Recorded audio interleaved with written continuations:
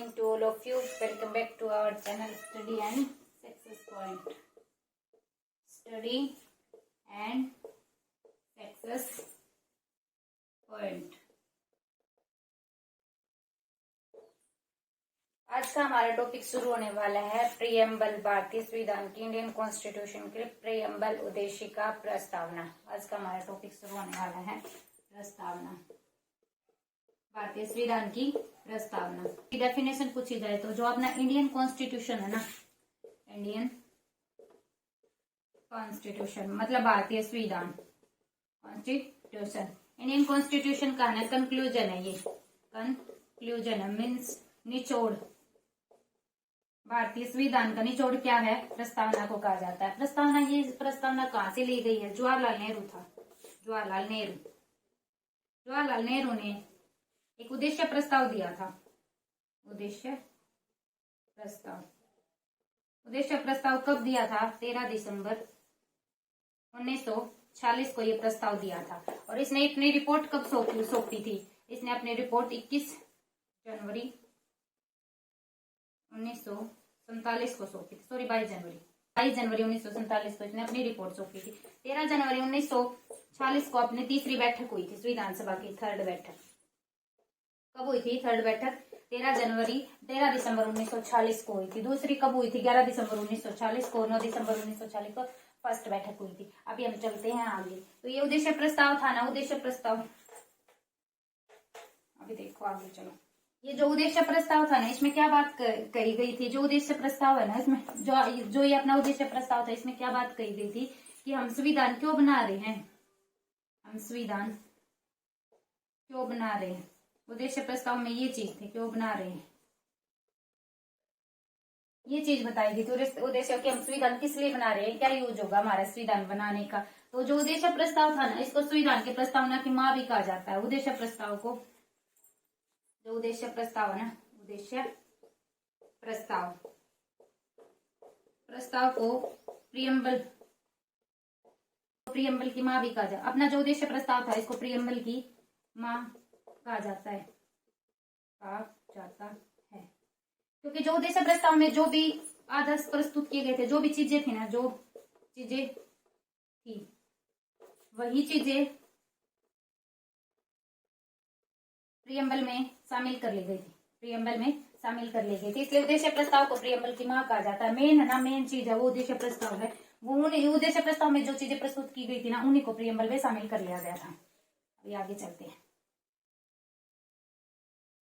संविधान का निचोड़, भारतीय संविधान का जो निचोड़ है ना, वो अपनी प्रस्तावना है। प्रस्तावना में है ना, एक बात से, प्रस्तावना का संबंध किसी भी आर्टिकल से नहीं है। प्रस्तावना का संबंध किसी भी आर्टिकल से नहीं है, किसी भी आर्टिकल से नहीं है। जो प्रस्तावना है ना अपना, उसका संबंध किसी भी आर्टिकल से नहीं है। प्रस्तावना में सिर्फ एक बार संशोधन किया गया है, और संशोधन करने का अधिकार सिर्फ और सिर्फ किसको है? संसद को है। कितनी बार संशोधन हुआ है? संशोधन एक बार हुआ है। कौन करता है? संसद करती है। और ये एक बार संशोधन कब हुआ है? 42वां संविधान संशोधन, 1976 के तहत किया गया था। और इसमें ना 3 शब्द जोड़े गए थे।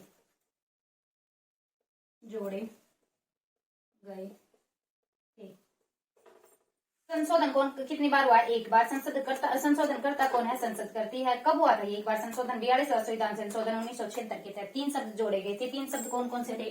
वो देखो, समाजवादी, नंबर 2 पंथनिरपेक्ष,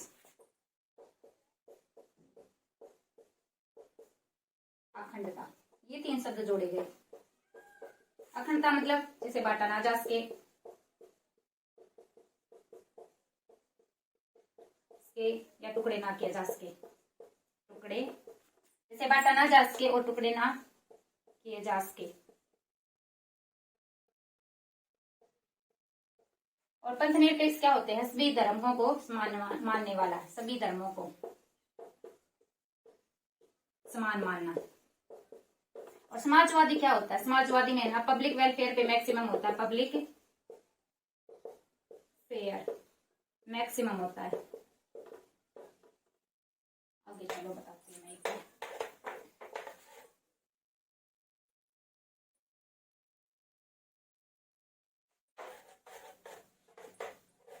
चलिए, मैंने बताया कि तीन शब्द जोड़े गए हैं स्त्रीदान में, और प्रस्तावना में 3 शब्द जोड़े गए हैं। अभी बात करते हैं प्रस्तावना। प्रस्तावना, जो प्रस्तावना की भाषा है ना, भाषा, एक तो है भाषा और एक है प्रस्तावना की बात। जो प्रस्तावना की बात है ना, वो तो हमने ले रखी है यूएसए से, और प्रस्तावना की भाषा हमने ऑस्ट्रेलिया से ले रखी है। कहाँ से ले रखी है? ऑस्ट्रेलिया से ले रखी है। प्रस्तावना की भाषा तो हमने ऑस्ट्रेलिया से ले रखी है, और हाँ, प्रस्तावना की बात हमने यूएसए से ले रखी है। और एक बात है प्रस्तावना में जस्टिस, जस्टिस, जस्टिस कहाँ से ले रखी है? हमने रूस से ले रखी है। अभी जस्टिस की बात आ गई तो प्रस्तावना में 3 प्रकार के जस्टिस की बात की गई। 3 प्रकार के जस्टिस कौन कौन से हैं? नंबर 1 सामाजिक, नंबर 2 आर्थिक, नंबर 3 राजनीतिक। 3 प्रकार के न्याय की बात की गई है।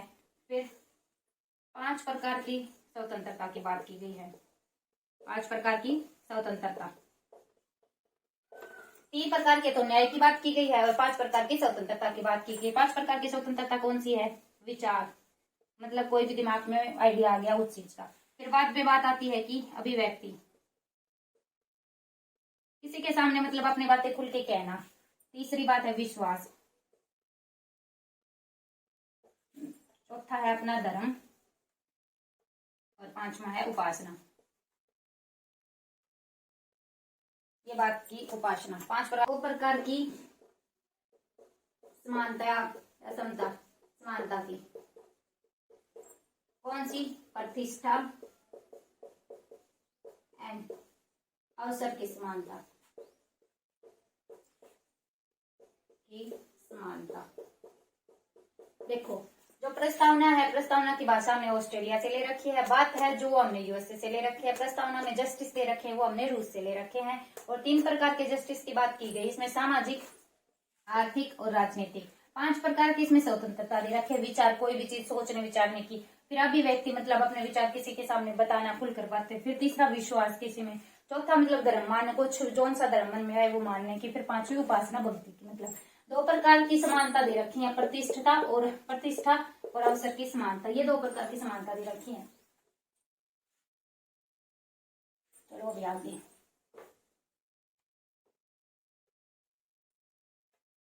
प्रस्तावना को है ना, प्रस्तावना को संविधान की कुंजी भी कहा गया है।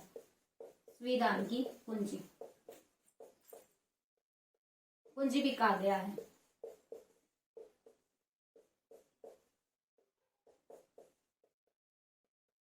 कुंजी भी कहा गया है। प्रस्तावना में है ना टोटल 98 शब्द हैं, 98 शब्द हैं। हिंदी के 98, इंग्लिश के 85 है। प्रस्तावना में है ना भारत शब्द का प्रयोग 2 बार किया गया है। भारत शब्द का यूज 2 बार किया गया। कहां से स्टार्ट होता है? जैसे हम भारत के लोग, भारत को प्रभुता संपन्न,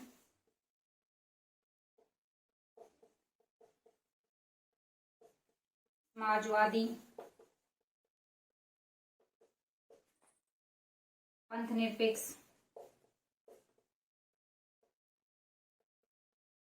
अखंडता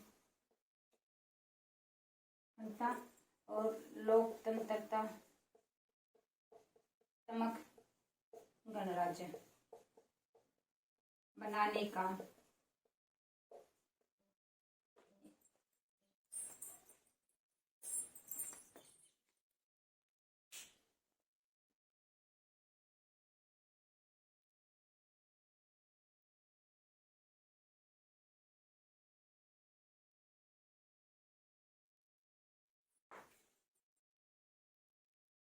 देखो, भारत शब्द का प्रयोग कितनी बार किया गया है? भारत का वर्ड का यूज, शब्द का यूज किया गया है। और फिर जो ये शब्द दे रखे हैं ना, ये एज इट इज ऐसे के ऐसे ही लिखने हैं हमें सीरीज में, क्योंकि है ना पेपर में कई बार पूछे गए हैं कौन सा शब्द पहले आता है कौन सा बाद में आता है। तो पहले प्रभुता संपन्न, प्रभुता संपन्न का मीनिंग क्या होता है? एक्सटर्नल, एक्सटर्नल और इंटरनल, इंटरनल डिसीजन, डिसीजन लेने की स्वतंत्रता, स्वतंत्रता। समाजवादी, public welfare maximum, public welfare maximum. पंथनिरपेक्ष, सभी धर्मों को समान मानना, समान मानना। देखो प्रस्तावना को संविधान की कुंजी भी कहते हैं। इसमें टोटल शब्द 98 है, हिंदी के 98 और इंग्लिश के 85 है। भारत शब्द का प्रस्तावना में 2 बार यूज किया गया। हम भारत के लोग, एक बार भारत को संपूर्ण प्रभुता संपन्न, मतलब जिसमें एक्सटर्नल इंटरनल डिसीजन लेने की स्वतंत्रता हो। फिर बात आती है समाजवादी, समाजवादी क्या होती है? जो पब्लिक वेलफेयर होता है ना वो मैक्सिमम हो। फिर बात आती है पंथनिरपेक्ष, किसी विशेष धर्म को ना मानना, मतलब सभी धर्मों को समान रूप से मानना। फिर अखंडता, जिसे बांटा ना जा सके, गणराज्य बनाने के लिए। और जो है ना उसमें समस्त शक्तियों का केंद्र, प्रस्तावना में है ना भारत में समस्त शक्तियों का केंद्र कौन होता है? कि जनता होती है। समस्त शक्तियों का केंद्र बिंदु किसको माना गया है? जनता को, पब्लिक को माना गया है। फिर बाद में बात आती है कि ये वाली प्रस्तावना की होगी। अभी बात हम करेंगे डिसीजन वगैरह की, सब कुछ की बात कर ली। अभी हम बात करेंगे कि प्रस्तावना को किसने, किस किस के बारे में किस किसने क्या कुछ कहा है, प्रस्तावना के बारे में किस किसने क्या कुछ कहा है, वो सब बातें पढ़ेंगे।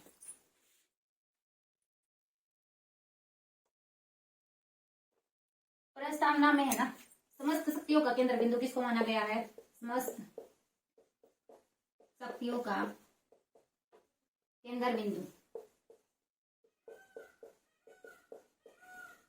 भारत के लोग, मीन्स भारत की जनता को माना गया है। भारत के लोग, समस्त शक्तियों का केंद्र बिंदु भारत के लोगों को माना गया है। अभी एक बात बताती हूँ कि भीमराव अंबेडकर थे ना, भीमराव अंबेडकर, इसने ना संवैधानिक उपचारों के अधिकार को, संवैधानिक उपचारों के अधिकार को संविधान की आत्मा और हृदय का है, संविधान की आत्मा और हृदय कहा है। बट प्रस्तावना को भी संविधान की आत्मा माना जाता है। प्रस्तावना को भी संविधान की आत्मा माना जाता है।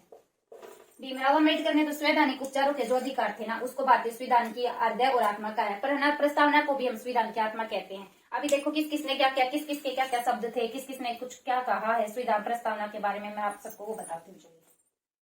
किस किसके क्या शब्द थे प्रस्तावना के बारे में, कौन क्या कहता है प्रस्तावना को, वो चीज मैं आपको भी बताती हूँ। चलिए, एक था सुभाष कश्यप। सुभाष कश्यप के क्या राय थी इसके बारे में? सुभाष कश्यप, इसने कहा था कि अगर संविधान शरीर है, संविधान शरीर है तो प्रस्तावना आत्मा है। प्रस्तावना नींव है तो संविधान क्या है? उस पर खड़ी इमारत है।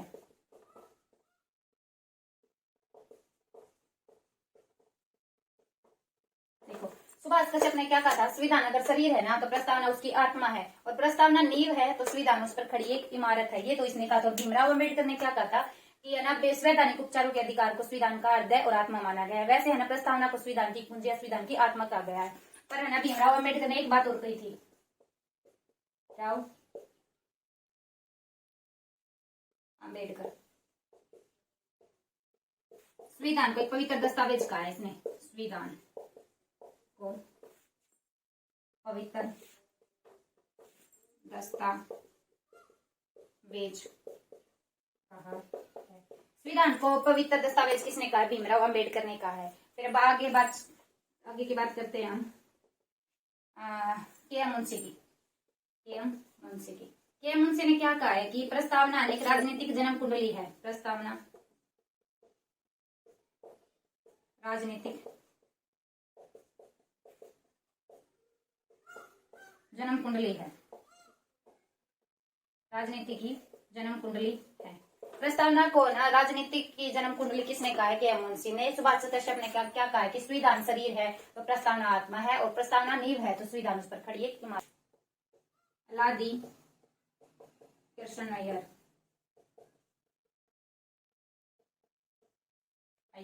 इसने क्या कहा है कि प्रस्तावना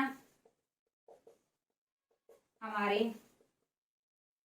सपनों और विचारों का प्रतिनिधित्व करती है, विचारों का प्रतिनिधित्व करती है,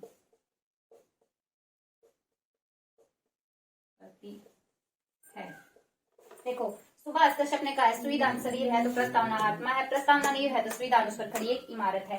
फिर भीमराव अम्बेडकर की बात करते हैं। भीमराव अम्बेडकर ने क्या कहा है कि संवैधानिक उपचारों के अधिकार को संविधान की आत्मा और अर्ज बताया गया है। वैसे प्रस्तावना संविधान की मूल आत्मा है।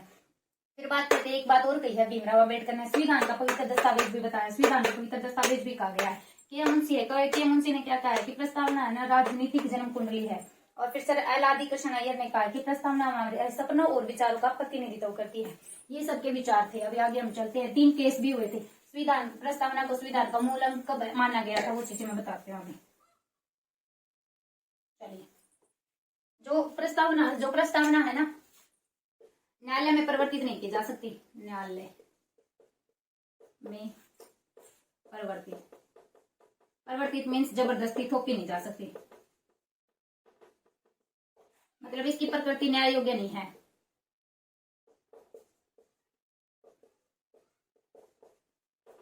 होगी न्याय योग्य, मतलब प्रस्तावना को न्यायालय में परिवर्तित नहीं किया जा सकता, जबरदस्ती किसी चीज पे थोपा नहीं जा सकता। अभी एक 3-4 केस हुए थे। पहला केस मतलब कब था? मुंबई बनाम इंडिया, यूनियन ऑफ इंडिया।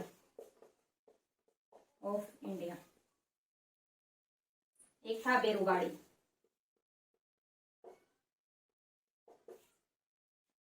बेरुगाड़ी विवाद था एक, वो कब हुआ था? 1960 में। और तीसरा था केशवानंद भारती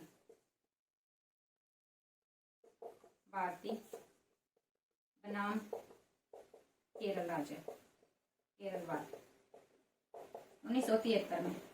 देखो बॉम्बे बनाम यूनियन ऑफ इंडिया विवाद हुआ था ना, इसमें सुप्रीम कोर्ट ने ना प्रस्तावना को संविधान का अंग मानने से इनकार कर दिया था। फिर बेरुवाड़ी विवाद हुआ 1960 में, इसमें भी सुप्रीम कोर्ट ने संविधान का अंग मांगने से प्रस्तावना को संविधान का अंग मानने से इनकार कर दिया था। इसके बाद हुआ था केशवानंद भारती बनाम केरलवाद, ये 1973 में हुआ था। इसने प्रस्तावना को संविधान का अंग माना था,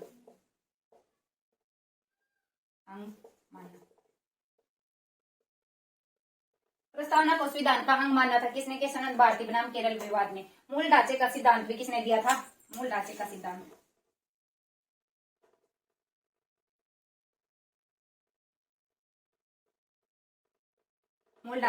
ये क्वेश्चन पेपर में आता है कि मतलब मूल ढांचे का सिद्धांत कौन से विवाद में दिया गया है? तो केशवानंद भारती बनाम केरल राज्य विवाद में दिया गया। अभी आगे चलो।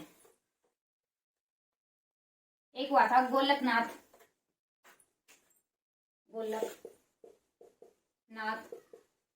बनाम पंजाब राज्य। इसमें प्रस्तावना को संविधान की मूल आत्मा कहा गया था, संविधान की मूल आत्मा।